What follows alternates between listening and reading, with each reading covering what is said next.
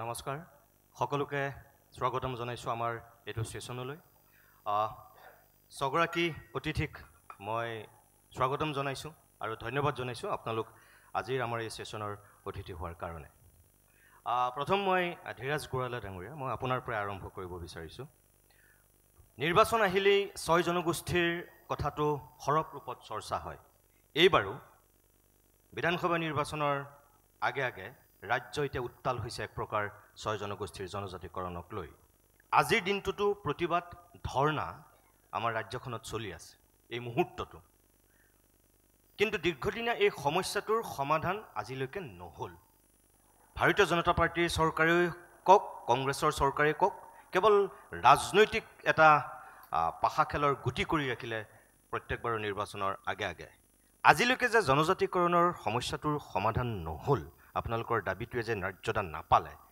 ইয়াৰ মূলতে কোন দায়ী বুলি ভাবে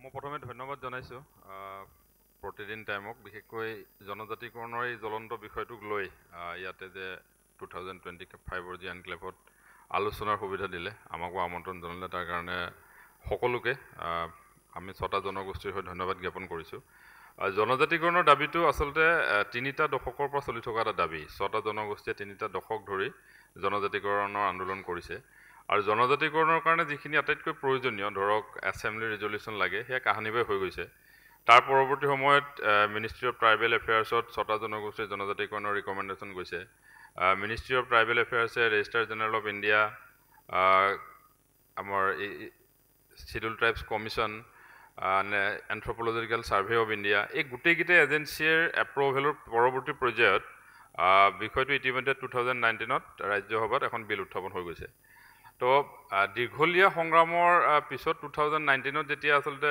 বিল উত্থাপন হ'ল ৰাজ্যসভাত বিজেপি চৰকাৰখনৰ দিনত তেতিয়া আমি সকলোৱে আশা কৰিছিলোঁ যে জনজাতিকৰণৰ গোটেই বিষয়টোৱে হয়তো এবাৰ এটা সিদ্ধান্তলৈ আহিব আৰু ছটা জনগোষ্ঠীয়ে জনজাতিকৰণৰ মৰ্যাদা পাব কিন্তু আটাইতকৈ দুৰ্ভাগ্যৰ কথা এইটোৱে যে কংগ্ৰেছে দীঘলীয়া শাসনকালত ছটা জনগোষ্ঠীক যেনেকৈ বিভিন্ন প্ৰলোভনেৰে চল চাতুৰিৰে ঠগি ৰাখিলে ঠিক একেধৰণে বিজেপি চৰকাৰখনে ধৰক আজি 15টা বছৰত জনজাতিকৰণৰ বিষয়টোক লৈ কোনো এটা সঠিক সিদ্ধান্তলৈ নাহিল এতিয়া আচলতে আমাৰ কোনো বিকল্প নাই ছটা জনগোষ্ঠীয়ে বিধানসভা নিৰ্বাচনৰ প্ৰাক মুহূৰ্তত নাইবা লোকসভা নিৰ্বাচনৰ প্ৰাক মুহূৰ্তত আন্দোলন এইটো কাৰণেই কৰিবলৈ বাধ্য কাৰণ গণতান্ত্ৰিক এখন চৰকাৰক আপুনি হেঁচা প্ৰয়োগ কৰিবলৈ নিৰ্বাচনৰ প্ৰাক মুহূৰ্তত নিশ্চিতভাৱে আমি আন্দোলন কৰিবই লাগিব আৰু যিটো আন্দোলন বৰ্তমান মৰাণ মটক প্ৰতিটো জনগোষ্ঠীয়ে কোচ ৰাজবংশে চলি আছে চাহ জনগোষ্ঠীৰ আন্দোলন আৰম্ভ হ'ব তো এতিয়া আমাৰ মূল যিটো দাবী আছিলে সেই দাবীটো মই ভাবোঁ যে অকল ছটা জনগোষ্ঠীৰ জনজাতিকৰণ যে ছটা জনগোষ্ঠীৰে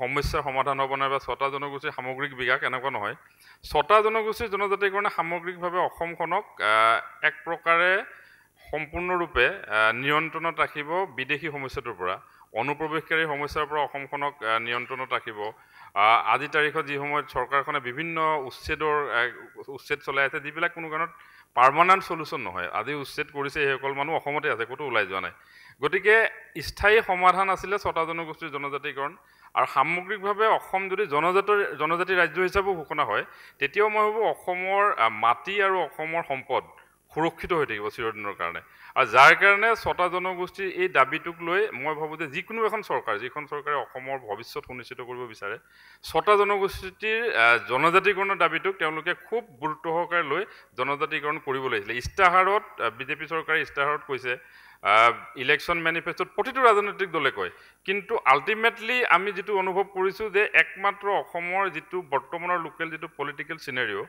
এই চিনেৰিঅ'টো সাংঘাতিকভাৱে ডিষ্টাৰ্ব হ'ব বুলি আচলতে কোনো এটা পলিটিকেল পাৰ্টিয়ে ছটা জনগোষ্ঠীক জনজাতিকৰণ নকৰে কাৰণ বহু এছেম্বলি চিট তেওঁলোকে হয়তো হেৰুৱাব লাগিব ছটা কমিউনিটিৰ মানুহৰ কাৰণে ৰিজাৰ্ভ হ'ব আৰু যাৰ কাৰণে সম্পূৰ্ণ পলিটিকেল কাৰণত এই ছটা জনগোষ্ঠীৰ জনজাতিকৰণ এতিয়ালৈকেও কোনো এটা ৰাজনৈতিক দলে কৰা নাই ঠিক আছে মই মোহন বৰাৰ কাষলৈ আহিছোঁ চুতীয়া ছাত্ৰ সন্থাৰ সভাপতি এখেতে কৈছে যে এতিয়াৰ যিবিলাক ৰাজনৈতিক দল আছে তেওঁলোকৰ মোটামুটি সান্দহ খোৱা বালিত তল যাব যদি জনজাতিকৰণ কৰি দিয়া যায় কাৰণ বহুতে সমষ্টি হেৰুৱাব আপুনি ভাবে নেকি যে অকল সেইটো কাৰণতেই সঁচাকৈ জনজাতিকৰণ আপোনালোকৰ দাবীয়ে ন্যায্যতা পোৱা নাই প্ৰথমে ময়ো প্ৰতিদিন টাইমক আমাক এই আলোচনাৰে মাতি অনাৰ বাবে ধন্যবাদ জ্ঞাপন কৰিছোঁ যে জনজাতিকৰণৰ নামত আচলতে প্ৰতিটো ৰাজনৈতিক দলে প্ৰতিখন চৰকাৰে আচলতে ৰাজনীতিৰ নামত ৰাজনীতি কৰি থকা হৈছে এইটো আমাক আচলতে 6 জনগোষ্ঠীক কংগ্ৰেছ চৰকাৰে প্ৰতাৰণা কৰিলে সেইমতে আমি জানো আৰু বিজেপি চৰকাৰে 2014 চনৰ লোকসভা নিৰ্বাচনৰ পাক মুহূৰ্তত আমাক কি কৈছিলে আমি সকলোৱে জানো যে নিৰ্বাচনী ইস্তাহাৰ প্ৰকাশ কৰিছিলে বৰ্তমানৰ প্ৰধানমন্ত্ৰীয়ে অসমৰ প্ৰতিখন নিৰ্বাচনী সভাত বক্তব্য আগবঢ়াইছে ছমাহৰ ভিতৰত কৰিম বুলি আৰু তেওঁলোকে আচলতে আমাক 6 জনগোষ্ঠীক আপোনাৰ টুপি নহয় আচলতে জাপি পিন্ধাইছে স্পষ্ট কথা আৰু 6 নিৰ্বাচনৰ প্ৰাক মুহূৰ্তত তেওঁলোকে আচলতে এই বৰশীটো পাই আচলতে 6 জনগোষ্ঠীক সন্তুষ্ট কৰিব বুলি ভাবিছে আৰু আমি এবাৰ স্পষ্টভাৱে কৈছোঁ যে যেতিয়া বৰশীত মিছা মাছে যে বৰশী টোপ খায় তেতিয়া আচলতে টোপটো শেষ হৈ যাব কিন্তু মিছা মাছটো নাহে গতিকে এইবাৰ 6 জনগোষ্ঠী ৰাইজ ইয়াৰ কাৰণে কেতিয়াও আচলতে আশ্বস্ত নহ'ব স্পষ্ট কথা আমাক যিধৰণৰ প্ৰলোভিত কৰে বিভিন্ন সময়ত এই কথাবোৰ আমি কোনো কাৰণে সহ্য নকৰোঁ আৰু মূল কথা হৈছে যে তেওঁলোকে আমাৰ ধিৰাজ গলে আমাক কোৱাটো সঁচা কথা যে তেওঁলোকৰ আচলতে গাড়ী যাব বুলি ভয় যে ভৱিষ্যতে আচলতে 6 জনগোষ্ঠী জনজাতিকৰণ কৰিলে যে ভৱিষ্যত আপোনাৰ ST ষ্টেট হ'ব আৰু ST ষ্টেট হোৱাৰ লগে লগে আচলতে ইয়াত কোনে শাসনৰ গাঁঠি ল'ব এই কথাটো আচলতে স্পষ্ট জলপট হৈ আছে তাৰ কাৰণে আচলতে তেওঁলোকে বিভিন্ন ৰাজনৈতিক কূটকৌশল ৰচনা কৰি আচলতে জনজাতিকৰণ কৰিব নিবিচাৰে গতিকে আমি আজি আপোনালোকৰ মঞ্চৰ পৰা যে এই চৰকাৰক আমি স্পষ্ট কৰি দিছোঁ যে আমাক যিকোনো মূল্যৰ বিনিময়ত আমি আমাৰ অধিকাৰ আমি আজৰি আনিম আৰু চাওক যে তেওঁলোকে বিভিন্ন সময়ত বিভিন্ন প্ৰলোভিত কৰিব প্ৰতাৰিত কৰি আমাক বিশ্বাসঘাতকতা কৰি বেছি দিন থাকিব নোৱাৰিব যে বিশ্বত বিভিন্ন আন্দোলনসমূহ আছে কেনেকুৱা পৰ্যায়ত গতি কৰিছে তেওঁলোকেও ভবা উচিত আছে যে সময় থাকোঁতে ভবাটো ভাল যে অসমতো এনেকুৱা পৰ্যায়লৈ যাব চাওক যেতিয়া বৰ্তমান আমি শাসক পক্ষৰ কথা অসমৰ ৰাইজে শুনি আছে যে এনেকুৱা যদি 6 জনগোষ্ঠী জনজাতিকৰণ দীৰ্ঘদিনৰ পৰা আচলতে প্ৰতাৰিত হৈ থকা হৈছে আৰু এই প্ৰতাৰিত 6 জনগোষ্ঠী ৰাইজৰ যে খুবৰ উদগীৰণ হ'ব এই শাসকক গাড়ীৰ পৰা উফৰাই আচলতে শাসকক বাঘজয় কাঢ়ি ল'বৰ কাৰণে 6 জনগোষ্ঠী ৰাইজৰ আচলতে কুণ্ঠাপূৰ্ণ কৰিব স্পষ্ট কথা মই স্বৰূপ গোহাঁইৰ কাষলৈ আহিছোঁ আপুনি মটকৰ প্ৰতিনিধি হিচাপে যিহেতু আজিৰ আমাৰ এই জনজাতিকৰণৰ বিষয়টোত অংশগ্ৰহণ কৰিছে আজিৰ দিনতো উজনি অসমত এক প্ৰকাৰ উত্তাল প্ৰতিবাদ হৈ আছে প্ৰথমতে জনতাৰ সমৰ্থন আদায় কৰিবৰ কাৰণে জনসচেতনতা বৃদ্ধি কৰিবৰ কাৰণে আপোনালোকে চেষ্টা কৰে তাৰপিছত দাবী ধৰ্ণা আন্দোলন এইবিলাক কৰে তাৰপিছত আদায় হৈ গৈ কিন্তু এই জনজাতিকৰণৰ ক্ষেত্ৰত এই শেহতীয়াকৈ যিটো পৰিৱেশ পৰিস্থিতিৰ সূচনা হৈছে আজিৰ দিনত অসমৰ মুখ্যমন্ত্ৰীয়ে কিছু সময়ৰ পূৰ্বে সংবাদ মাধ্যমৰ আগত বক্তব্য দিছে যে এনেকুৱা ধৰ্ণা প্ৰতিবাদ আন্দোলন কৰিলে জনজাতিকৰণ নহ'ব আনকি বিজেপিয়ে যিটো কাম আৰম্ভ কৰিছে সেইটো আৰু পিছুৱাই যাব বিশেষকৈ মটক আৰু মৰাণসকলে অৰ্থনৈতিক অৱৰোধ আৰম্ভ কৰিছে যিহেতু আজিৰ পৰাই উজনি অসমত আৰু মুখ্যমন্ত্ৰীগৰাকীয়ে সেইকাৰণেই চাগে এই বক্তব্যটো দিছে তাৰ মানে ধৰ্ণা প্ৰতিবাদ আন্দোলনৰ কোনো হয়তো গুৰুত্ব নাই যেটো কথা মাননীয় মুখ্যমন্ত্ৰী মহোদয়ে কৈছে আৰু আপোনালোকে আকৌ কৈ আছে যে যিকোনো মূল্যৰ বিনিময়ত আদায় কৰিবই লাগিব কৰিবই কোনটো বিশ্বাস কৰিব এতিয়া মানুহে আছক জনজাতিকৰণৰ বিষয়টো বিশেষকৈ উজনি অসমৰ আমি আদিম ভূমিপুত্ৰ হিচাপে মটক আৰু মৰাণ এই দুটা জনগোষ্ঠীৰ ইতিহাস জড়িত এটা জনগোষ্ঠী আৰু এই দুটা জনগোষ্ঠীয়ে বিশেষকৈ জনজাতিকৰণৰ নামত বিভিন্ন সময়ত আমি আপোনালোকে দেখিছে আমি ৰাজপথত আমি আন্দোলন কৰিবলগীয়া হৈছে আমি AGP চৰকাৰক আমি গালি দিব লাগিব আমি কংগ্ৰেছ চৰকাৰক গালি দিব লাগিব একে প্ৰতিশ্ৰুতি আৰু বৰ্তমান থকা শাসনত থকা এখন BJP চৰকাৰকো আমি গালি দিব লাগিব আমি অকৰা মটক আমি অকৰা মৰাণ আমাক জনজাতিকৰণ লাগে ক'ৰ পৰা আনি দিব বৰ্তমান মুখ্যমন্ত্ৰীয়ে দায়িত্ব ল'ব লাগিব আৰু কি ফৰ্মুলা দিব তেখেতে ক'ব লাগিব তেখেতে বৰ্তমান গাড়ীত বহি আছে তেখেতে আমাক তেওঁ সেই সুবিধাখিনি কৰি দিব লাগিব আমি একো নাজানো আমি চিধা চিধি কথা আমি খালুং বুলি ক'লে খালুং হুলুং বুলি ক'লে হুলুং লাগে বুলি ক'লে লাগে আমি অকৰা মটক আমি অকৰা মৰাণ ক'ৰ পৰা আনি দিয়ে আমি নাজানো আমি মংগল গ্ৰহৰ পৰা আনি দিয়া জনজাতিকৰণ ক'ৰবাত বেলেগ গ্ৰহৰ পৰা আনি দিয়া জনজাতিকৰণ আমি একো নাজানো আমাক জনজাতিকৰণ লাগিবই নহ'লে প্ৰতিবাদ চলি থাকিব অস্থিৰ হ'ব উজনি অসম চিধা কথা তিনিচুকীয়া অস্থিৰ হ'ব ডিব্ৰুগড় অস্থিৰ হ'ব আমি একো নাজানো ধন্যবাদ মই ডক্টৰ বিকাশ দহোটীয়াক আপোনালোকৰ আগত এটা সুকীয়া পৰিচয় দিওঁ তেখেত বৰ্তমান এগৰাকী চিকিৎসক আৰু মৰাণ ছাত্ৰ সন্থাৰ এসময়ৰ কেন্দ্ৰীয় উপসভাপতি আৰু মৰাণ জনগোষ্ঠীৰ প্ৰথমগৰাকী চিকিৎসক হোৱা ব্যক্তি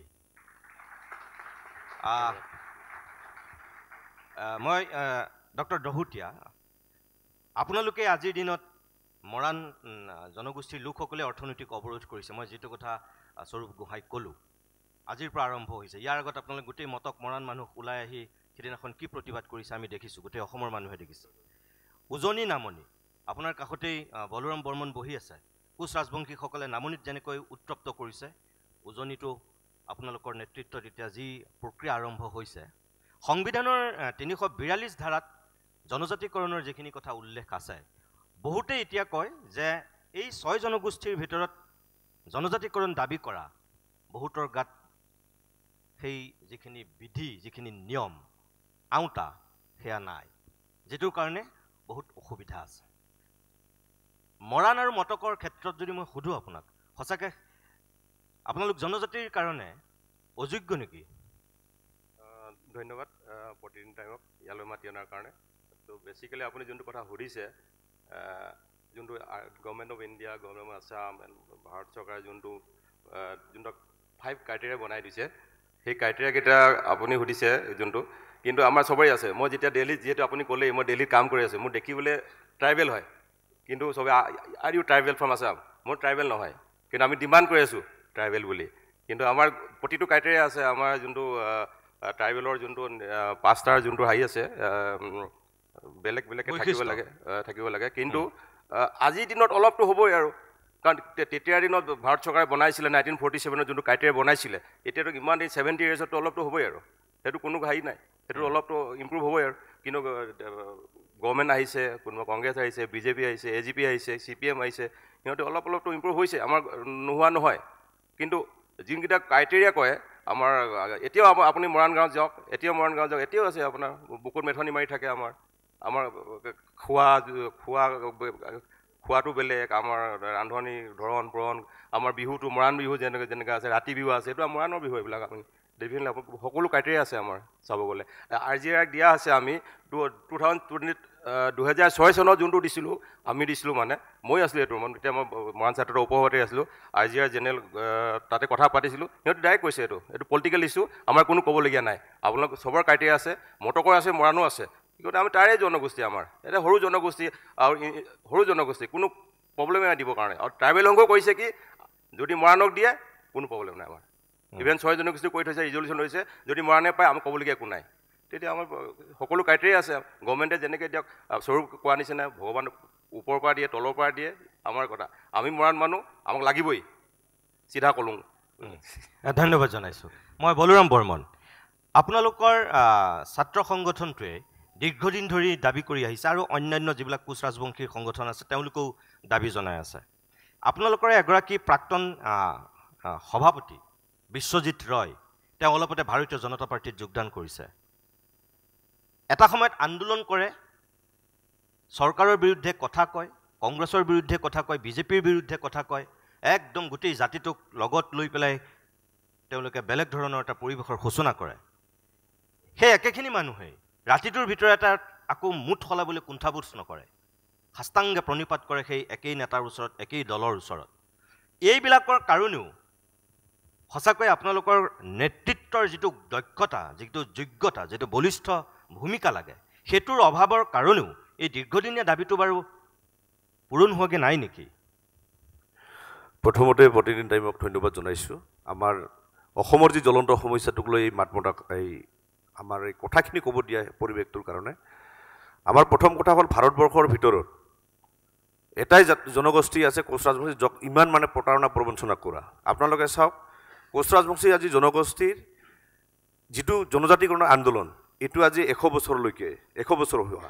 আমাৰ কোচ ৰাজবংশী সন্মিলনী প্ৰথমত কৰিছিলে, তাৰপিছত আজি 3টা দশক অতিক্ৰম কৰি কোচ ৰাজবংশী ছাত্ৰ সন্থাই 96ত জনজাতিকৰণ কোচ ৰাজবংশীসকলক দিয়া হৈছিল ৰাষ্ট্ৰপতিৰ অধ্যাদেশৰ জৰিয়তে। কিন্তু 4বাৰকৈ অধ্যাদেশ জাৰি হোৱাৰ পিছতো আমাৰ কিন্তু বিল হৈ আমাৰ নাহিলে। তাৰপিছত যেতিয়া পাৰ্লিয়ামেণ্টত বিল হ'ব লাগে, তেতিয়া পাৰ্লিয়ামেণ্ট চিলেক্ট কমিটিলৈ এইটো পঠাই দিয়া হ'ল, মানে প্ৰতাৰণা প্ৰবঞ্চনা।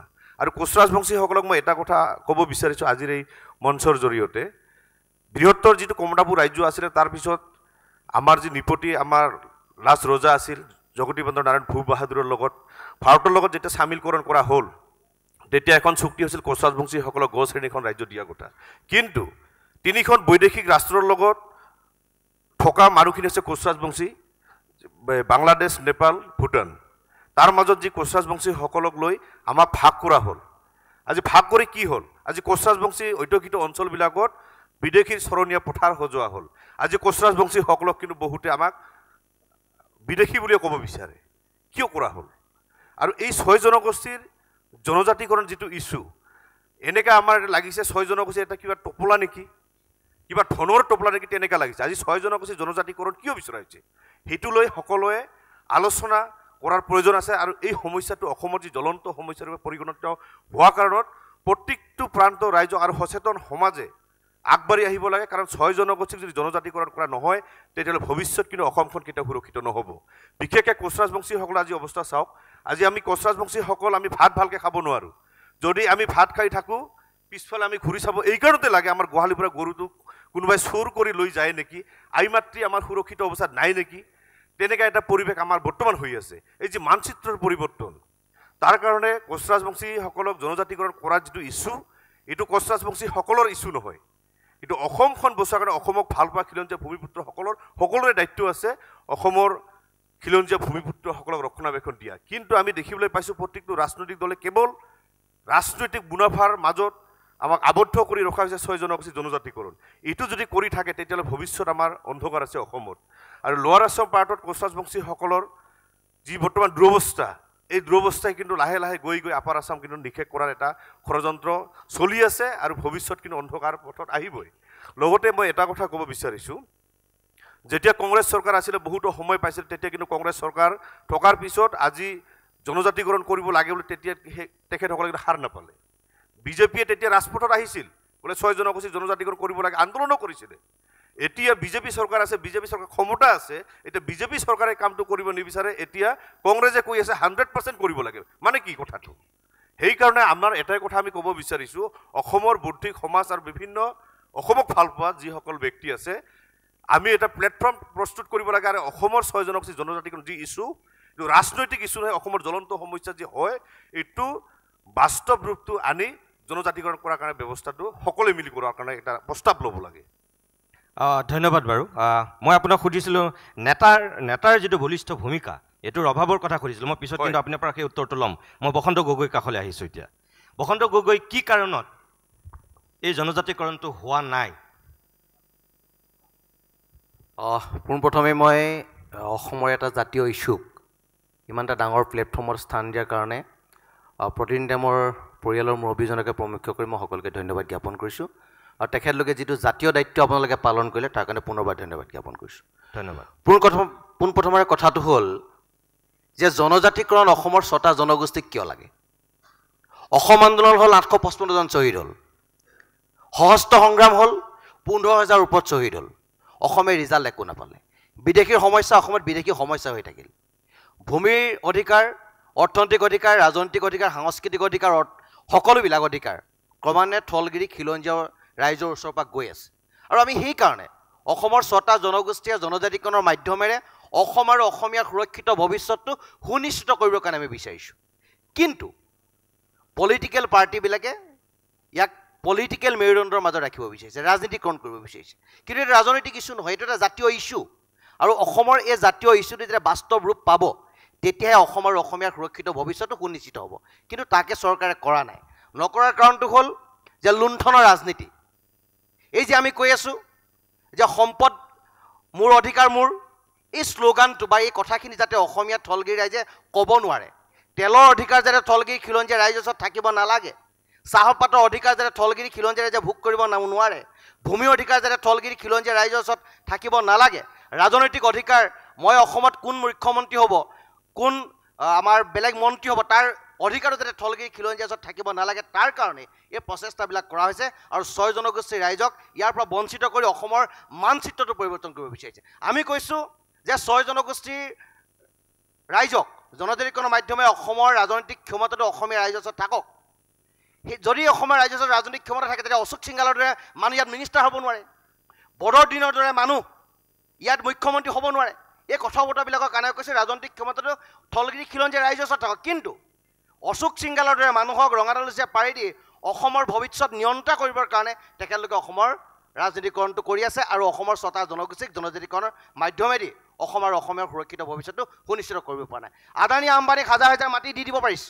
আজি মই মোৰ ঘৰৰ পিছফালে কেঁকুৰা নাঙল লৈ সেই মাটিৰ হাল বাই থকা মাটিকেইডৰা কাইলৈ মোৰ হয় নে নহয় তাক লৈ থলগিৰি খিলঞ্জীয়া ৰাইজ উদ্বিগ্ন হৈ আছে। কাৰণ কোন সময়ত কোন ক্ষেত্ৰত কোনখিনিত যে এই আদানী আম্বানীকে আদি কৰি বহিৰাগত বণিক গোষ্ঠীক মাটিখিনি চমজাই দিব তাৰ কোনো হিচাপ নাইকিয়া হৈছে গতিকে এই কথা বতৰাবিলাকৰ কাৰণে অসমৰ এই 6টা জনগোষ্ঠীক জনজাতিকৰণৰ ব্যৱস্থাটো কৰা নাই পলিটিকেল ইয়াত কথা আছে ইয়াত লুণ্ঠনৰ ৰাজনীতি আছে অৰ্থনৈতিক স্বাৱলম্বিতাৰ কথা আছে এই গোটেই কথা বতৰাবিলাকৰ কাৰণে অসমৰ ৰাজনীতি শোষণৰ মাধ্যমেৰে বঞ্চিত কৰি ৰাখিব বিচাৰিছে কিন্তু ইয়াত ডাঙৰ এটা এজেণ্ডা সোমাই আছে ইয়াত বিহাইণ্ড দ্য স্ক্ৰীন এটা ডাঙৰ প্লেনিং আছে আৰু এই প্লেনিংটো খুব সূক্ষ্মভাৱে দিল্লীৰ পৰা চলি আছে যিটো ডিছপ্লে তাত সহমত দিছে আৰু সহমত দি পেলাই অসমীয়া মানুহখিনি শোষণ আৰু বঞ্চনাৰ কাৰণে ঠেলি দিছে মই আপোনাক আৰু এটা কথা সুধিছোঁ এই যে দিল্লীৰ কথা আপুনি এইমাত্ৰ ক'লে 2019 চনৰ লোকসভা নিৰ্বাচনৰ আগে আগে ৰাজ্যসভাত জনজাতিকৰণৰ সন্দৰ্ভত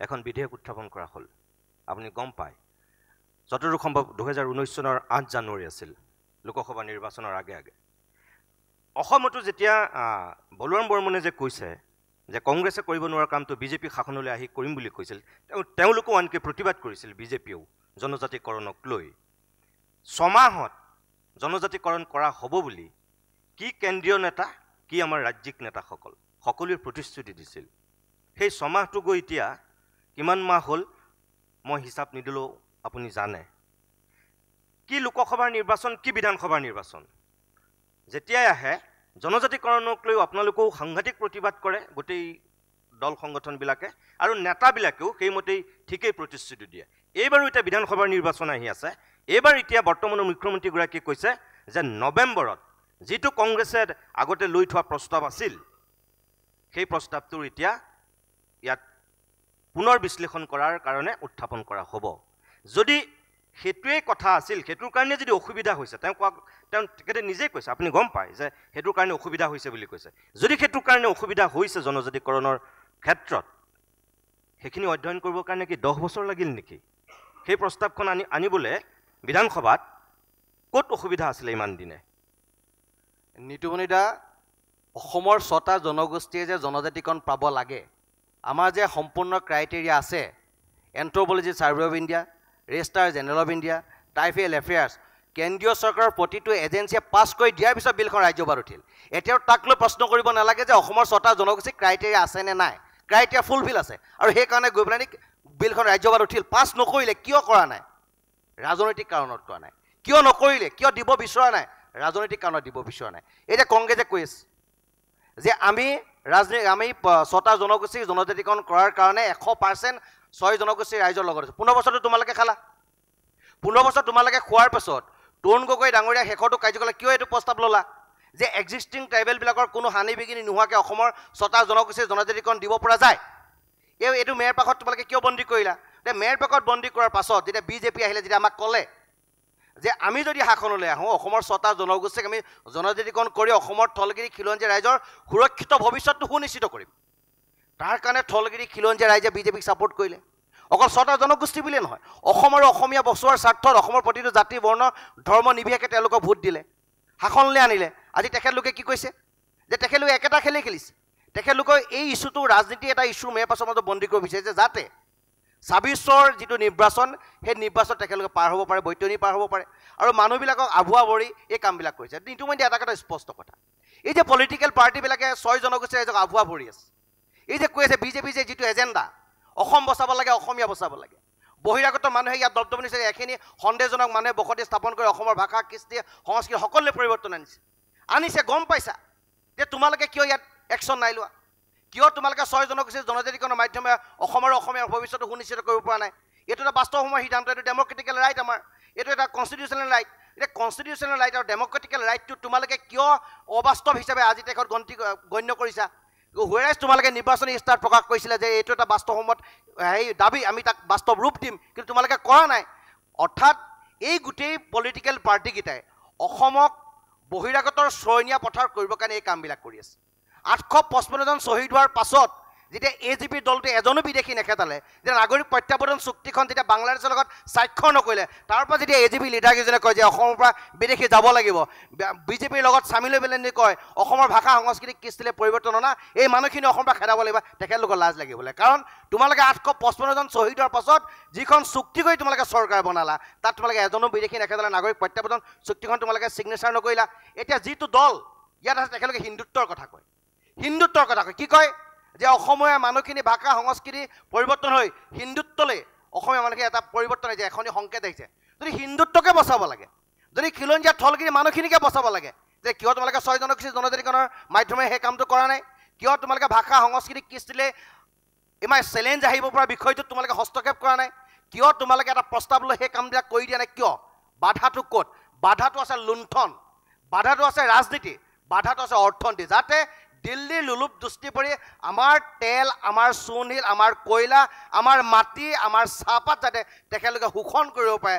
আমাৰ কেৱল আমি ৰেভিনিউটোহে যাতে আমি পাব পাৰোঁ, সম্পদ মোৰ অধিকাৰ মোৰ বুলি যেতিয়া আমি ক'ব নোৱাৰোঁ, সেই কথা বতৰাবিলাকৰ কাৰণে এই কামটো কৰা নাই। এইটো ডাঙৰ এটা নেক্সাছ। 371A যদি নাগালেণ্ডত হ'ব পাৰে, 371A কিয় অসমত হ'ব নোৱাৰে? কিয় কনষ্টিটিউশ্যন তোমালোকে এমেণ্ডমেণ্ট কৰিব পৰা নাই? কিয় কনষ্টিটিউশ্যন তোমালোকে এমেণ্ডমেণ্ট নকৰা? 371 কিয় 371টো কিয় অসমত লাগু কৰিব পৰা? তাক লৈ প্ৰশ্ন আছে। গতিকে এই যিবিলাক বাস্তৱ কথা, এই কথা বতৰাবিলাকৰ পৰা মানুহে বুজিব লাগিব যে এই চৰকাৰবিলাকে কেৱল খিলঞ্জীয়া থলগিৰি ৰাইজৰ এগেইনষ্টত কাম কৰিছে, ৰাজনীতি কৰিছে, আৰু ৰাজনীতি কৰি জাতিটো ধ্বংস কৰিব।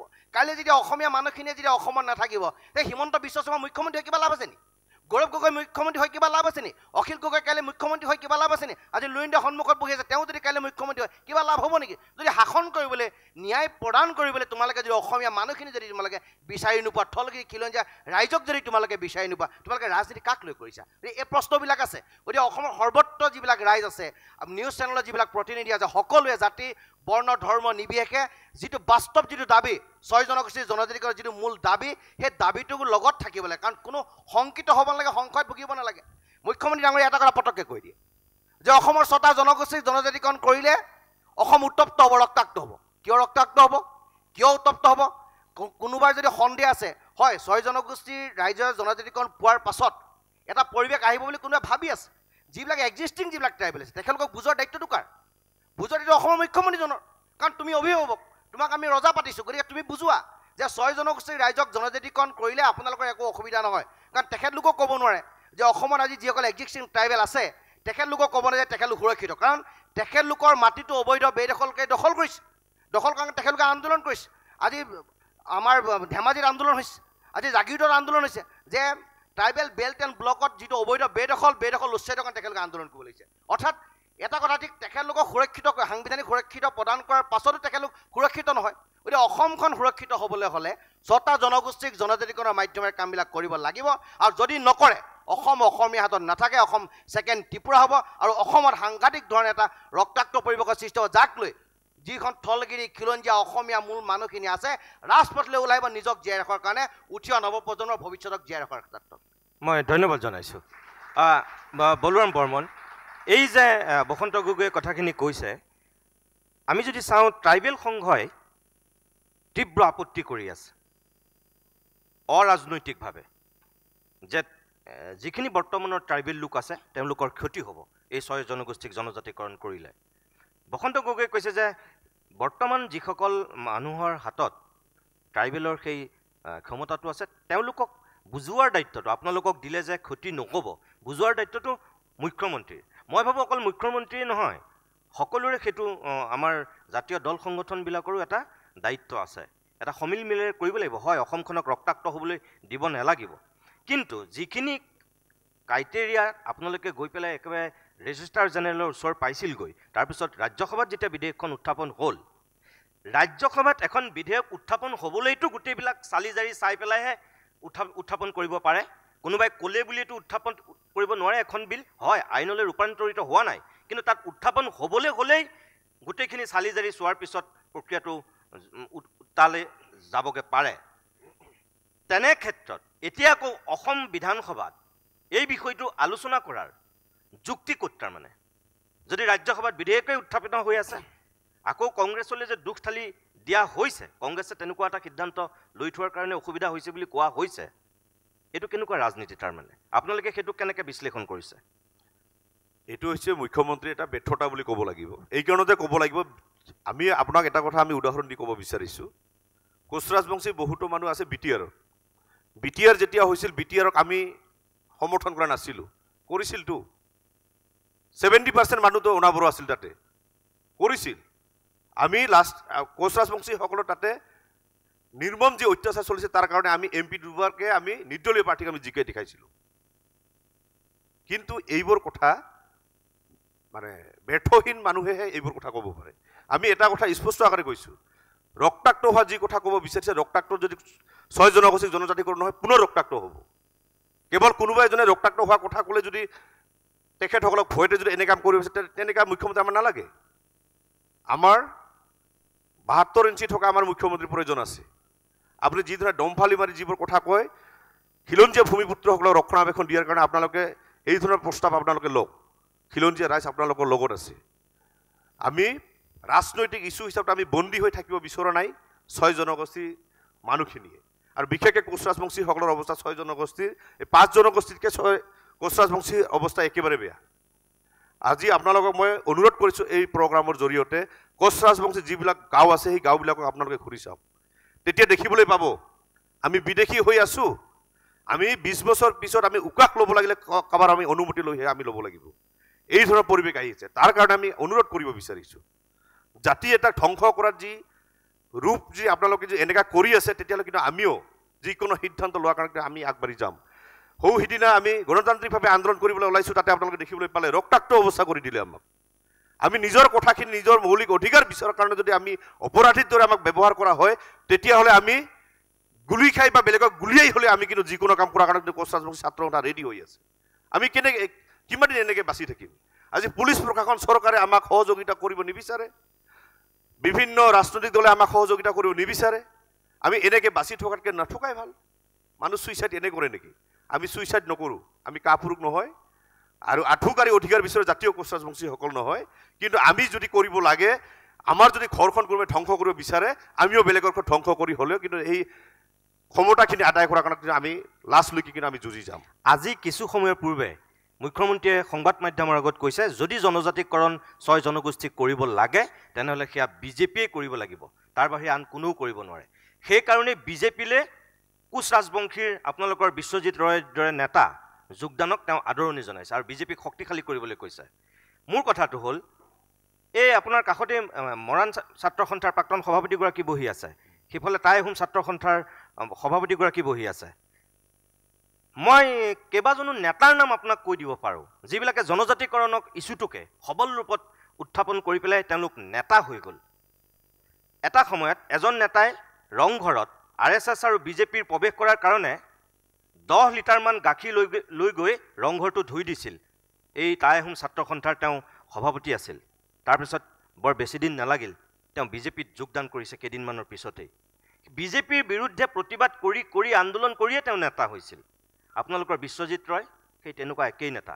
এখেতসকলৰ মৰাণ ছাত্ৰ সন্থাৰ অৰুণজ্যোতি মৰাণ তেওঁতো জনজাতিকৰণক লৈ বহুত কথা কৈছিল, গোটেই জাতিটোক লগত লৈ পেলাই নেতৃত্ব দিছিল সন্মুখৰ পৰা। বিজেপিৰ বিৰুদ্ধে কংগ্ৰেছৰ বিৰুদ্ধে বহুত কথা কৈছিল।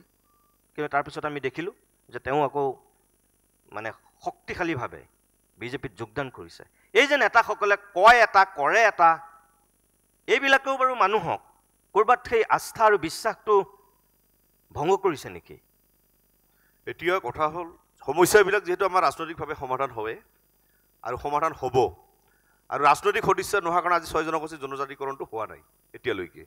তাৰ কাৰণে আজি বিশ্বজিৎ ৰায়ক আজি কোচ ৰাজবংশী জনগোষ্ঠী কোচ ৰাজবংশী সমাজে যেতিয়া নিজৰ কথাখিনিক লৈ আগবাঢ়ি আহিছে তেতিয়া আমাৰ মাজত আন্দোলনটো ৰোধ কৰাৰ কাৰণতে কোনোবা এজনক বিজেপিলৈ ঠেলি দিয়া মানে আহ্বান জনাইছে, তেতিয়া বিশ্বজিৎ ৰায় গৈছে। কিন্তু আমি এটা কথা আমাৰ সমাজত এটা কথা আমি কৈ আছোঁ আৰু সকলোকে বুজাই আছোঁ, লগতে খিলঞ্জীয়া ভূমিপুত্ৰসকল সকলোৱে এই কামটো কৰা প্ৰয়োজন বুলি মই ভাবোঁ।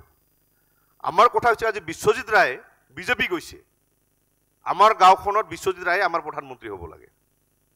তাক আৰু অশোক সিংহালৰ দৰে মানুহ আমাৰ সমাজখনত সোমাব নালাগে। কাৰণ অশোক সিংহাল যেতিয়া সোমাব আমাৰ গাঁৱৰ পৰিৱেশটো ধ্বংস কৰাৰ কাৰণতে এটা হাঁহ আৰু এটা মদৰ বটলৰ কাৰণে আমাৰ পৰিৱেশটো বিনষ্ট কৰিব, যাৰ কাৰণে আজিকে অসমত অশোক সিংহালৰ দৰে ব্যক্তি আজি দপদপাই আছে। আজি 99 জন খিলঞ্জীয়া মানুহ থকাৰ পিছতো কিয় আজি খিলঞ্জীয়াৰ প্ৰতি আস্থা নোহোৱা হৈ গৈছে? খিলঞ্জীয়াবিলাক আমি কিয় আমি দুৰ্বল অনুভৱ কৰি আছোঁ আৰু শংকা কিয় বোধ কৰি আছোঁ? কাৰণটো হৈছে আমাৰ মাজত যি জাতীয়তাবাদ, এই কথাখিনি আমি কোনোবা এটা উদাৰ বেছি মনৰ কাৰণে কোনোবা এজনক আমি আঁকোৱালি লৈ তাৰ পিছফালে আমি থাকি থাকি আমাৰ সমাজখন বিনষ্ট কৰিব গৈ। নহয়, মই আপোনাক সেইটো কথা কোৱা নাই। মই কৈছোঁ যে তেল শোধনাগাৰ আন্দোলন, ভাষা আন্দোলন, মাধ্যম আন্দোলন। আন্দোলন কৰি পেলাই এটা পৰিণতি পাইছিলগৈ। এই তিনিটাৰ পিছত অসমত এনেকুৱা এটা কি আন্দোলন আছে যিটোৱে তেনেকুৱা পৰিণতি পাইছে? যেনে ধৰক বিদেশী খেদা আন্দোলন বসন্ত গগৈ কৈ গৈছে, একোডাল নহ'ল। আজি 40 বছৰতকৈ বেছি আমি বিদেশীৰ কথা পাতিয়ে আছোঁ। অগপ গ'ল, কংগ্ৰেছ গ'ল, বিজেপি আহিল, নাই হোৱা, একো হোৱা নাই। দুবাৰকৈ অগপই চৰকাৰ কৰিছে, একোডাল নহ'ল। আলফাৰ বিপ্লৱৰ কথা যদি চাওঁ, একোডাল নহ'ল, ফুটুকাৰ ফেন। তাৰপিছত যিমানবিলাক আজি 6 জনগোষ্ঠীৰ জনজাতিকৰণৰ আন্দোলন, বিগ ডেমৰ ইছ্যু, কা আন্দোলন, একো হোৱা নাই। এই যে আপোনালোকৰ যিবিলাক নেতাসকলে একো নোহোৱাকৈ আধাতেই যে এৰি পেলাই ক'ৰবাত শৰণাপন্ন হয়, মই সেই কথাটো কৈছোঁ। বিশ্বজিৎ ৰায় কংগ্ৰেছ কৰিছিল, কংগ্ৰেছৰ ভিতৰত শক্তিশালী এটা তেওঁ নেতা হ'ব বিচাৰিছিল, কিন্তু কংগ্ৰেছৰ স্থিতিটো কি আছিল জনজাতিকৰণক লৈ? আজিৰ দিনত বিজেপিৰ স্থিতিটো কি জনজাতিকৰণক লৈ? তাৰপিছত আপোনালোকৰ নেতাই দেখোন গৈ তেনেকুৱা ৰাজনীতিকৰ কাষে পাশে বহি পেলাই নিজৰ মানে গৌৰৱ অনুভৱ কৰিবলৈহে লৈছে। তেনেকুৱা ক্ষেত্ৰত ক'ৰ পৰা তেওঁলোকক গুৰুত্ব দিব? আজি যেতিয়া আন্দোলনবিলাক মানুহে ৰাইজে বিচাৰে, ৰাইজৰ যেতিয়া ৰাইজৰ দাবী বুলি যেতিয়া স্বীকৃতি লাভ কৰিব বিচাৰে, তেতিয়া আমাৰ নেতৃত্বসকলক লৈ ৰাজনীতি কৰিব বিচাৰে। আৰু হয়, সেইটো বিশ্বজিৎ ৰায়ক আজি টানি লৈ আহিছে। ইমান দিন বিশ্বজিৎ ৰায়ৰ কথা মনত নপৰিলে এতিয়া কোচ ৰাজবংশী ছাত্ৰসন্থাৰ লগতে অসমৰ 6 জনগোষ্ঠী যেতিয়া একেলগে প্ৰত্যেকটো ক্ষেত্ৰত প্ৰত্যেকটো প্ৰান্তত যেতিয়া আন্দোলন চলিলে, এতিয়া এই আন্দোলনটো মুখিমূৰ কৰাৰ কাৰণতে কিন্তু ৰাজনৈতিকৰণ কৰাৰ কাৰণে আমাৰ লিডাৰসকলক কিন্তু লৈ গৈ আছে। কিন্তু আমি এটা কথা বিশ্বাস কৰোঁ, যেনেকৈ বিশ্বজিৎ ৰায় আজি বিজেপিত গৈছে, বিশ্বজিৎ ৰায় আজি বিজেপিত যোৱাৰ কাৰণে আমাৰ সংগ্ৰামৰ কোনো ক্ষতি নহয়। আৰু আমাৰ সমাজে ষ্ট্ৰং ভূমিকা এটা ল'ব। আৰু বিশ্বজিৎ ৰায়ে এই কথাটো কোৱা হৈছে, যদিহে বিশ্বজিৎ ৰায়ে বিজেপিৰ এজেণ্ডা মতে আমাৰ আন্দোলনটো ৰোধ কৰিব বিচাৰে, আমাৰ সমাজখন যদি পুনৰ ভাগ কৰিব বিচাৰে, তেতিয়া বিশ্বজিৎ ৰায় গাঁৱত সোমাব নোৱাৰিব। মই ডক্টৰ ৰহুতীয়া, অলপতে যিটো উজনি অসমত প্ৰতিবাদ হৈছে যোৱা 1 মাহমানত, মটক আৰু মৰাণসকলৰ যিটো শক্তি পুনৰবাৰ দেখুৱাই দিছে। নিশা জোৰ লৈ কৰা প্ৰতিবাদেই হওক, দিনত ৰাজপথত বা খেলপথাৰত কৰা আন্দোলনেই হওক, আপোনালোকৰ শক্তিটো দেখুৱাই দিছে, সেইটো সঁচা কথা। হয়। আৰু এইবিলাক দেখিয়ে চাগে কোচ ৰাজবংশীৰ নামনি অসমৰ প্ৰতিবাদ, আপোনালোকৰ উজনি অসমৰ সেই প্ৰতিবাদ দেখিয়ে চাগে মুখ্যমন্ত্ৰীয়ে সুদিনাখন কৈছে যে নৱেম্বৰত এই এটা প্ৰস্তাৱ অনা হ'ব। আপুনি ভাবেনে যে এয়া আন্তৰিকতাৰে অনা প্ৰস্তাৱ? নহয়, আন্দোলনৰ কথা যদি কৈছে আপুনি, মৰাণসকলে ষ্টাৰ্টিঙত প্ৰথম জোৰ লৈ আন্দোলন আৰম্ভ কৰিছে। ষ্টাৰ্টিঙত সৌদিনা তালাপত আৰম্ভ কৰিছোঁ আমি জোৰ লৈ, তাতে আমাৰ 10,000 ওপৰত হৈছে। ছেকেণ্ড কাকপথাৰত হৈছে, তাৰপিছত মাৰ্ঘেৰিটাত হৈছে, থাৰ্ডটো আমাৰ তিনিচুকীয়াত টাউন মেইন হৈছে সদৰত, তাতেতো আমাৰ 30+ মানুহ। আমাৰ এই আন্দোলনত নিজে কোনো ছাত্ৰ সন্থাই ঘৰে ঘৰে গৈ অনা নাই, নিজৰ গাঁৱৰ ভূঞৰ মানুহবিলাকে নিজে আহিছে। আপোনালোকৰ গৈছে, ছাত্ৰ সন্থা গৈছে, ষ্টাৰ্টিঙত কৈছে আমাৰ ইমান দিনৰ কাৰণে বিজেপি গভৰ্ণমেণ্টৰ 10 বছৰ হৈ গ'ল, কংগ্ৰেছকে হৈ গ'ল, কিন্তু দিয়া নাই কিয়? তেতিয়া গাঁৱৰ মানুহবিলাকে কৈছে, আইতা বৃদ্ধ যিমান হ'ল, আইতাসকলে কৈছে, ককাসকলে কৈছে, নিজে আহিছে। আপুনি নিজৰ দেখিছেই, 60+ আহিছে, 70+, আইতা নিজে আহিছে। আমাৰ মৰাণ ভাষাত কৈছে আমাক লাগিবই ক, অৱশ্যে মৰাণ ভাষাত কৈছে আমাক ST লাগিবই ক, সেইটো মৰাণ ভাষা হয়, আমাৰ লেংগুৱেজ হয়, আমাৰ মৰাণ লাগিবই। কিন্তু এইটো আমাৰ কোনো হেৰি নহয়। আৰু যোনটো CMৰ কথা কৈছে, মুখ্যমন্ত্ৰীৰ কথা কৈছে আপুনি, নৱেম্বৰ যোনটো ৰিজলিউশ্যন আনিম কৈছে, এইটো এটা পলিটিকেল ইছ্যু। বেচিকেলি মই ভাবোঁ যে 6 জনগোষ্ঠী এইটো এটা ৰাজনৈতিক ইছ্যু হয়। এইটো যদি গভৰ্ণমেণ্টে ভাবে দিম বুলি দিব পাৰে, এইটো কোনো ইছ্যু নহয়, কোনো হ'বই নোৱাৰে। কাৰণ এখন 6 জনগোষ্ঠী বিশেষকৈ এখন অসমক বচোৱাৰ আন্দোলন হয়। এইটো অসমৰ তেখেতে ক'লেই, দাদাহঁতে ক'লেই, কিন্তু এইটো আমি মাইনৰিটি হৈ গৈ আছোঁ। এইটো নিজৰ জাতিৰ কাৰণে বুলি নহয়, মানে এইটো বেচিকেলি 6 জনগোষ্ঠীৰ কাৰণে। আৰু আপুনি ক'লে, তেখেতক সুধিছে, কিছুমান লিডাৰ গৈ কোনোবা কংগ্ৰেছত গৈছে, বিজেপিত গৈছে।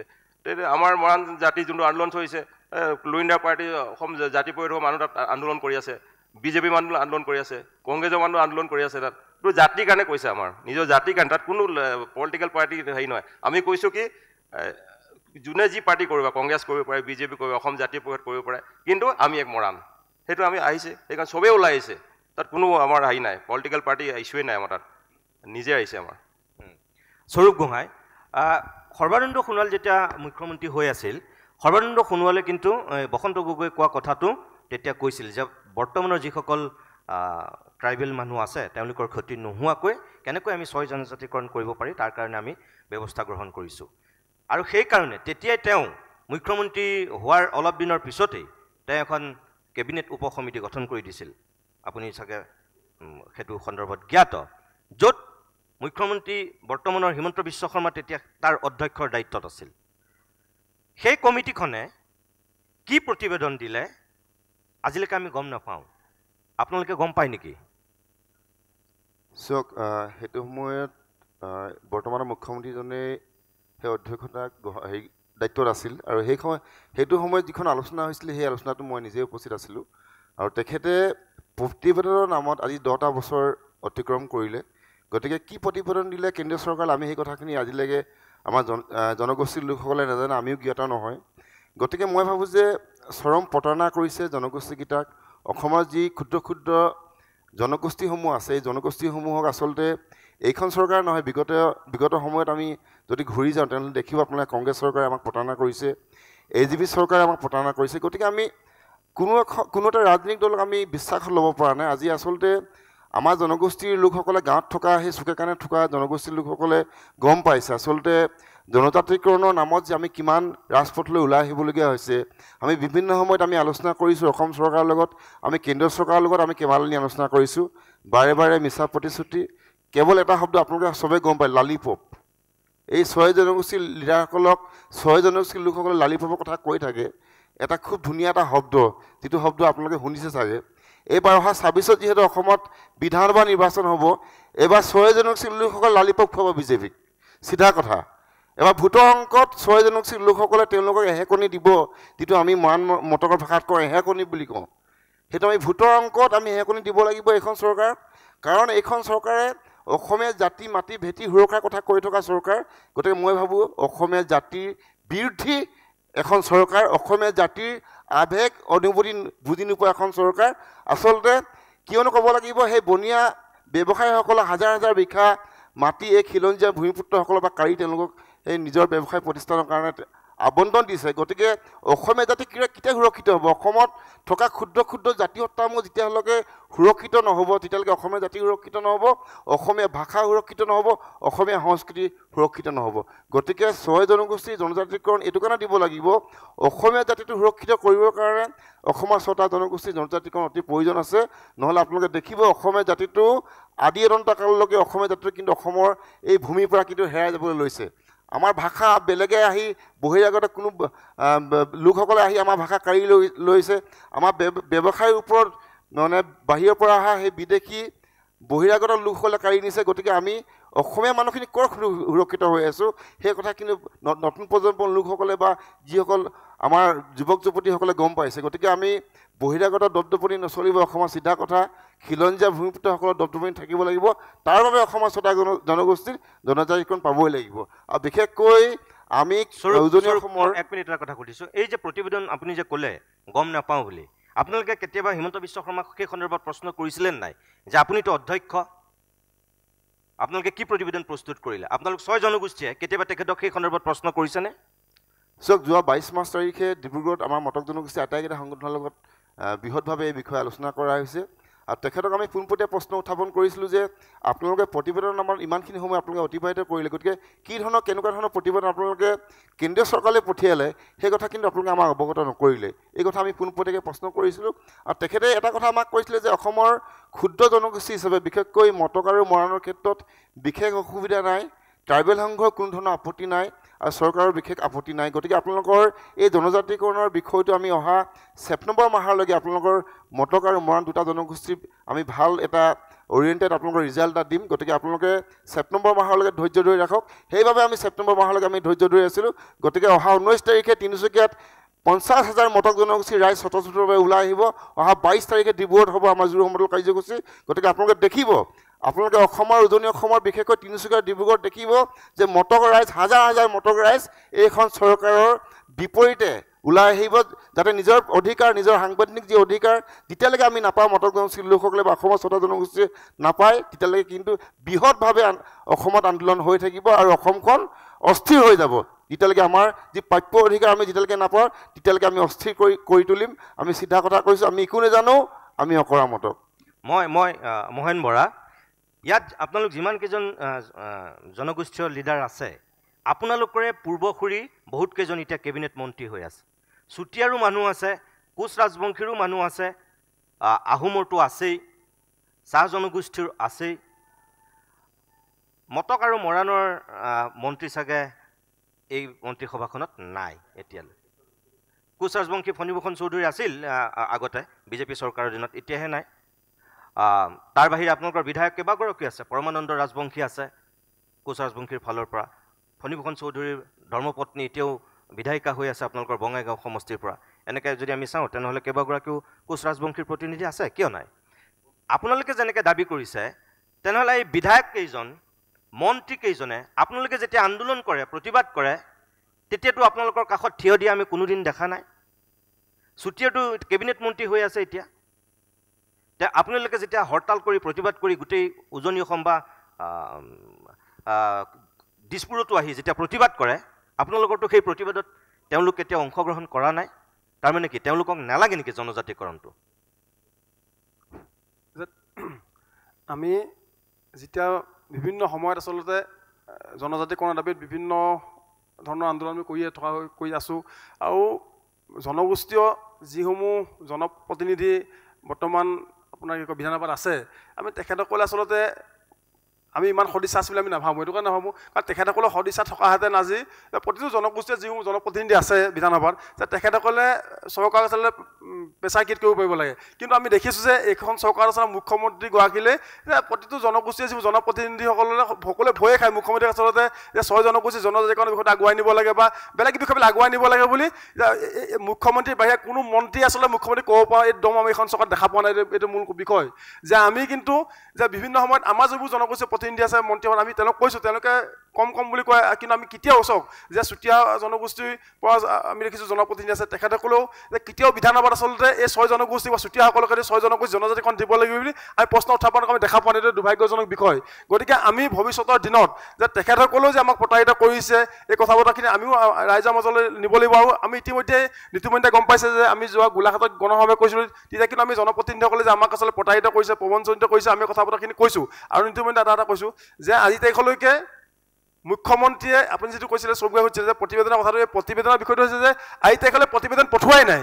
কাৰণ আমাক বিভিন্ন সময়ত আলোচনাৰ সময়ত আমাক প্ৰতিবেদন প্ৰথম কৈ থকা হৈছিল যে আমি যোৱা মাৰ্চ মাহত মুখ্যমন্ত্ৰী আলোচনা হৈছিল, সেই মাৰ্চ মাহৰ আলোচনাত আমাক কি কয় বহাগ বিহুৰ আগত আপোনাৰ চাব বিভিন্ন সময়ত তেওঁ বাধ্য দিয়া হয় যে বহাগ বিহুৰ আগত আমাক প্ৰতিবেদন প্ৰেৰণ কৰিম বুলি কোৱা হৈছিল। আৰু সেই প্ৰতিবেদন 6 জনগোষ্ঠীৰ সপক্ষে যাব বুলি কোৱা হৈছিল, ভাল ৰিজাল্ট পাব বুলি কোৱা হৈছিল। কিন্তু আজি একেলগে চাওক যে মুখ্যমন্ত্ৰীয়ে বিভিন্ন সময়ত যে এটা পৰিৱেশ ৰচনা হোৱাৰ লগে লগে আন্দোলনৰ পৰিৱেশত যোৱাৰ লগে লগে মুখ্যমন্ত্ৰীয়ে নাটক কৰি দিয়া হয় যে মুখ্যমন্ত্ৰীয়ে সেই সময়ত এটা কথা কৈ দিয়ে, আকৌ পৰিৱেশটো তেওঁ বক্তব্য শুনাৰ পিছত আমি সকলোৱে অলপ স্থবিৰ হোৱাৰ পিছত তেওঁ আকৌ পাভলিটো মাৰি দিয়া হয়। গতিকে এতিয়া যেতিয়া মৰাণ ছাত্ৰ সন্থাই বা মৰাণ সংগঠনে খুব জোৰদাৰভাৱে আন্দোলন সাব্যস্ত কৰে, তেওঁ ভয়ত লগালগ কৰি দিলে যে নৱেম্বৰত প্ৰতিবেদন পঠাম। কিন্তু এনেকুৱা ধৰণৰ আকৌ তেওঁ নৱেম্বৰত প্ৰতিবেদন পঠাম বুলি ক'ব, কিন্তু নৱেম্বৰত প্ৰতিবেদন নপঠাই আমি জানো, নিশ্চিতভাৱে জানো। কাৰণ তেওঁ বিভিন্ন সময়ত আজি মাৰ্চ কৈছে, কেতিয়াবা বহাগ বিহু কৈছে, কেতিয়াবা কাতি বিহু কৈছে, কিন্তু প্ৰতিবেদন কৰি নাপায়। আমি কিন্তু যেতিয়া আপোনাৰ ট্ৰাইবেল মিনিষ্টাৰৰ লগত কথা পাতিছিলোঁ ইয়াত আহি, তেখেতে কৈছে অসম চৰকাৰৰ প্ৰতিবেদনৰ ওপৰত গোটেই কথাটো নিৰ্ভৰ কৰি আমাক জনাইছিল। কিন্তু আজি তাৰিখলৈকে অসম চৰকাৰে প্ৰতিবেদন নপঠাই অসম চৰকাৰৰ সদিচ্ছা নেদেখায়। কিন্তু অসম চৰকাৰে এই বিষয়টোক লৈ কেৱল মাত্ৰ ৰাজনীতি কৰিছে যে নিৰ্বাচনৰ সময়ত 6 জনগোষ্ঠীক আকৌ কৈ দিব যে এইবাৰ আমি ভাবি আছোঁ যে তেওঁলোকে প্ৰতিবেদন পঠাম বুলি ক'বলৈ আৰম্ভ কৰিছে, আৰু কিবা প্ৰতিবেদন এখন পঠাই আছে নাটক কৰিব যে তেখেতসকলৰ সঁচা অৰ্থতে সদিচ্ছাৰ অভাৱ। আৰু আমি কোনো কাৰণতে চাওক যে আমি এটা পৰ্যায়লৈকে যে যিহেতু কংগ্ৰেছ চৰকাৰে সেইবোৰ প্ৰতাৰণা কৰিছিলে, AGP চৰকাৰে প্ৰতাৰণা কৰিছিলে, যে বিজেপি দলে 2014 চনৰ নিৰ্বাচনৰ প্ৰাক মুহূৰ্তত আমি 6 জনগোষ্ঠীয়ে যে সম্পূৰ্ণ সহায় কৰিছোঁ আৰু তেখেতে প্ৰতিশ্ৰুতি প্ৰদান কৰিছিল যে আমি যদি কংগ্ৰেছে প্ৰতাৰণা কৰিলে ভাবিলোঁ যে আমাৰ কথাখিনি ক'বৰ কাৰণে বিজেপিয়ে ভাল হ'ব, বিজেপিক সহায় কৰা হৈছিল যে আমি সকলো উজনি অসমৰ গোটেই কথাখিনি চালে গম পাব। কিন্তু তাৰপিছত তেওঁলোকে আচলতে ছমাহটো বাদ দিয়ক, এতিয়া কেন্দ্ৰত 3বাৰ চৰকাৰ হ'ল, ৰাজ্যত 2বাৰ চৰকাৰ হ'ল। আজি তাৰিখলৈকে গুৰুত্বপূৰ্ণভাৱে অসমতো আচলতে অসম মন্ত্ৰীসভাও 6 জনগোষ্ঠীৰ বিষয়টো আলোচনা কৰিছে নেকি? কেতিয়াও আমি কোৱা দেখা পোৱা নাই। গতিকে তেওঁলোকে এই কথাটো চাওক, অসমৰ দীৰ্ঘদিনীয়া যিবোৰ সমস্যা আছে, অকল জনজাতিকৰণ সমস্যা নহয়, বিদেশী সমস্যা হওক বা বিভিন্ন সমস্যাৰ ক্ষেত্ৰত যে এই সমস্যাবোৰ তেওঁলোকে জীয়াই ৰাখিব বিচাৰে। তেওঁলোকে আচলতে এই সমস্যাবোৰ লৈ ৰাজনীতি কৰিব বিচাৰে, আৰু নিৰ্বাচনৰ সময়ত আকৌ এই অসমৰ বিভিন্ন জাতীয় সমস্যাবিলাক লৈ তেওঁলোকে এটা টোপ দি পেলাই অসমৰ ৰাইজক আচলতে বিভিন্ন টোপ দি বৈতৰণি পাৰ হ'ব বিচাৰে। আৰু আমিও এটা কথা আপোনাৰ আগতেও কৈছোঁ চাওক যে এটা সময়লৈকেহে কিন্তু তেওঁলোকে এনেকুৱা টোপ দি পেলাই নিৰ্বাচনী বৈতৰণি পাৰ হ'ব পাৰিব। মই আগতে কৈছোঁ যে বৰ্তমান আপুনি দেখিছে যে নেপালত কি ধৰণৰ ঘটনা সংঘটিত হৈছে, যে আপোনাৰ বাংলাদেশত কি ধৰণৰ ঘটনা সংঘটিত হৈছে, যে এনেকুৱা ধৰণৰ পৰিৱেশ অসমত ৰচনা হ'বলৈ বেছি দিন নালাগিব। স্পষ্ট কথা। মই আপোনাক আৰু এটা কথা সুধিছোঁ, তাৰপিছতে মই ধীৰাজ গোৱালাৰ কাষলৈ আহিম। এই যে প্ৰতিবেদনৰ কথা আপুনি ক'লে, এতিয়া মুখ্যমন্ত্ৰী হিমন্ত বিশ্ব শৰ্মাই সেই অধ্যক্ষৰ দায়িত্ব দিলে জনজাতি কল্যাণ মন্ত্ৰী ডাক্তৰ ৰণোজ পেগুক। এতিয়া সেই কমিটিখনে কি কাম কৰি আছে ৰণোজ পেগুক আপোনালোকে কেতিয়াবা সুধিছেনে?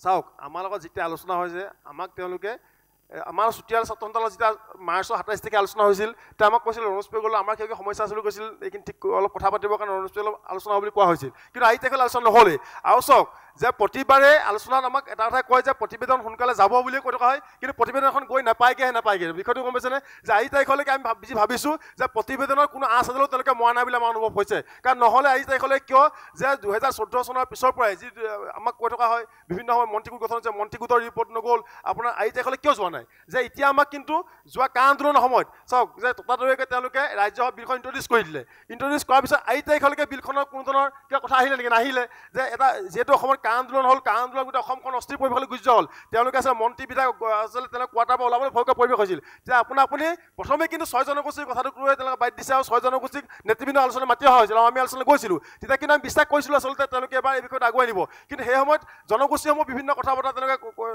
ঘপঘপকৈ ক'লে আৰু জনজাতিকৰণৰ বিলখন লগালগ লৈ অহা হ'ল। কিন্তু আজি তাৰিখলৈ নগ'ল। আৰু এতিয়া যিহেতু নিৰ্বাচন পাইছে, যে নিৰ্বাচনৰ সময়ত তেওঁলোকে আচলতে পুনৰ 6 জনগোষ্ঠীক এতিয়া কৈছে যে নৱেম্বৰত আপোনাৰ কি কয় প্ৰতিবেদন পঠাব।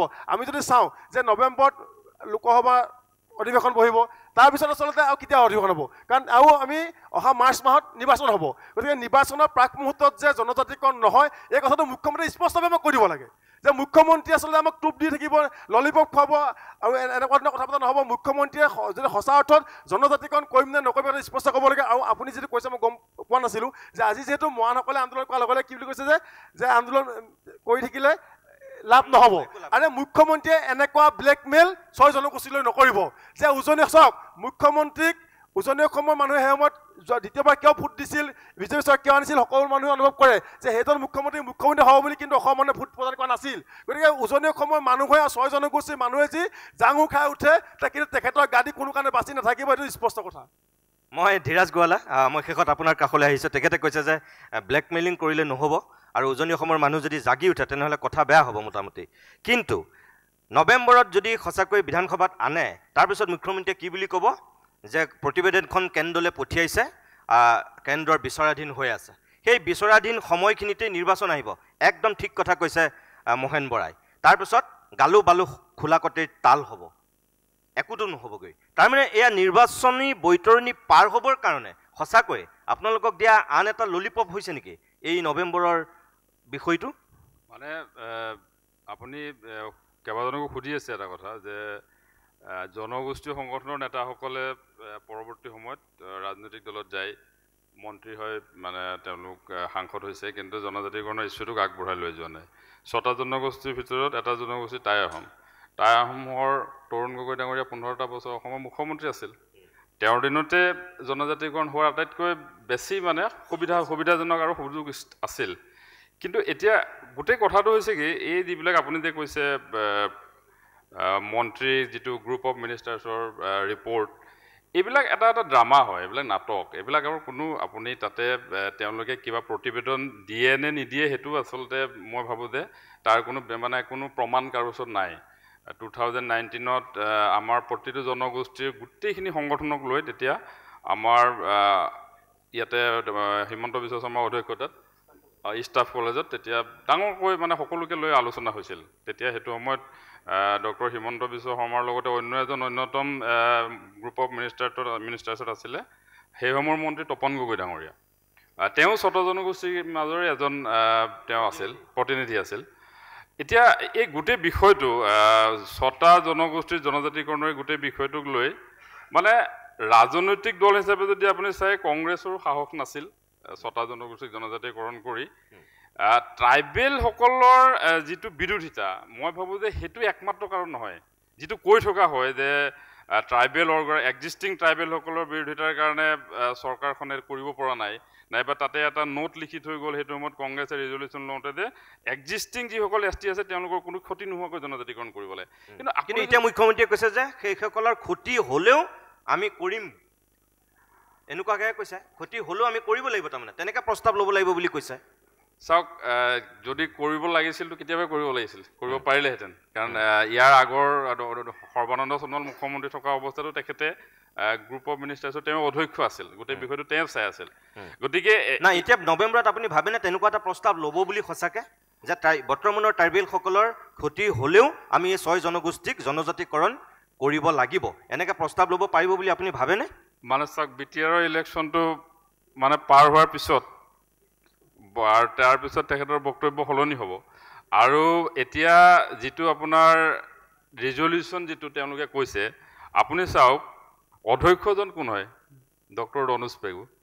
ডক্টৰ ৰণোজ পেগুৱে এনেকুৱা এটা ৰিপৰ্ট দিবনে যিটো ৰিপৰ্টে ট্ৰাইবেলসকলক ক্ষতি কৰি 6টা জনগোষ্ঠীক জনজাতিকৰণ কৰিব পাৰে? ৰণোজ পেগু মন্ত্ৰী হোৱাৰ আগত কিন্তু তাৰপিছত ৰণোজ 6 জনগোষ্ঠীৰ দাবীৰ প্ৰতি সমৰ্থন জনাইছে, কিন্তু তাৰপিছত ৰণোজ পেগুৰ ছবিখন থাকিবনে? তেওঁ যদি কয় যে ট্ৰাইবেলসকলৰ ক্ষতি হ'লেও 6টা জনগোষ্ঠীৰ জনজাতিকৰণ কৰিব লাগে বুলি। গতিকে এই যিবিলাক ড্ৰামা, এই ড্ৰামাবিলাক আচলতে আমি যেনেকৈ বুজি পাওঁ, সাধাৰণ ৰাইজেও মই ভাবিছোঁ বুজি পায়। এতিয়া এই জনজাতিকৰণৰ যিটো ইছ্যু, আমি আজি 6টা সংগঠনৰ নেতৃত্ব ইয়াতে আমি আলোচনা কৰিছোঁ। এতিয়া জনগোষ্ঠীসমূহে এককভাৱে আন্দোলন কৰি আছে। এককভাৱে কৰি থকা এই আন্দোলনটো আপুনি দেখিছে তিনিচুকীয়াত মৰাণসকলে আন্দোলন কৰিছে, মটকসকলে আন্দোলন কৰিছে, আন্দোলন কৰিছে। আমি আন্দোলন আৰম্ভ কৰিম, টাইহোমসকলেও কৰিব। তো এই আন্দোলনটোৱে আচলতে ঐক্যবদ্ধ যিটো সংগ্ৰাম, সেই ঐক্যবদ্ধ সংগ্ৰামটোৰ আটাইতকৈ বেছি প্ৰয়োজনীয়তা আছে। আৰু মই ভাবোঁ যে জিলাই জিলাই হোৱা আন্দোলনটো যেতিয়া দিছপুৰলৈ আহিব আৰু তাৰ পৰৱৰ্তী সময়ত নিশ্চিতভাৱে চৰকাৰখন বাধ্য কৰিব লাগিব। আৰু মই আৰু এটা কথা, তাৰমানে আহি থকা দিনত আপোনালোক গোটেই 6 জনগোষ্ঠী ঐক্যভাৱে ক'ৰবাত থিয় হ'ব? নিশ্চিতভাৱে আমি কথা পাতিছোঁ। আৰু মই আৰু এটা কথা আপোনাক কওঁ, চাওক কংগ্ৰেছৰ দিনত ইলেকশ্যন মেনিফেষ্টোত তেওঁলোকেও কৈছিলে 6টা জনগোষ্ঠীক জনজাতিকৰণ কৰিম বুলি, তেওঁলোকে নকৰিলে 15টা বছৰে।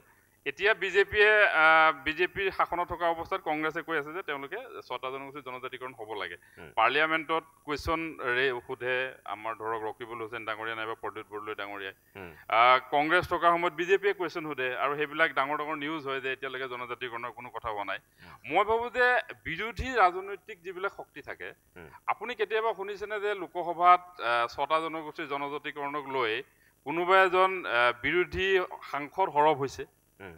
কুৱেশ্যনটো সাধাৰণভাৱে জনজাতিকৰণটো কি পৰ্যায়ত আছে এইটো এটা ৰেগুলাৰ সাধাৰণ এটা কুৱেশ্যন, প্ৰশ্ন আনিছে বিৰোধী অসমৰ সাংসদে প্ৰশ্ন আনিছে। তেতিয়া কেন্দ্ৰীয় জনজাতি মন্ত্ৰীয়ে ক'বলগীয়া হৈছে যে আমি কোনো প্ৰতিবেদনো পোৱা নাই বা এই ধৰণৰ কোনো কামো আগবঢ়া নাই, তেনেকুৱা ষ্টেটমেণ্ট পূৰ্বতে দি থৈছে। কিন্তু কংগ্ৰেছেও কেতিয়াবা সৰব প্ৰতিবাদ কৰিছে নেকি লোকসভাত 6টা জনগোষ্ঠীক জনজাতিকৰণ কৰিব লাগে বুলি? ইমান এটা ডাঙৰ ইছ্যুক লৈ কংগ্ৰেছ দলটোও কেতিয়াবা এটা সৰব প্ৰতিবাদ কৰা আপুনি দেখিছে নেকি? কেতিয়াও নাই কৰা লোকসভাত।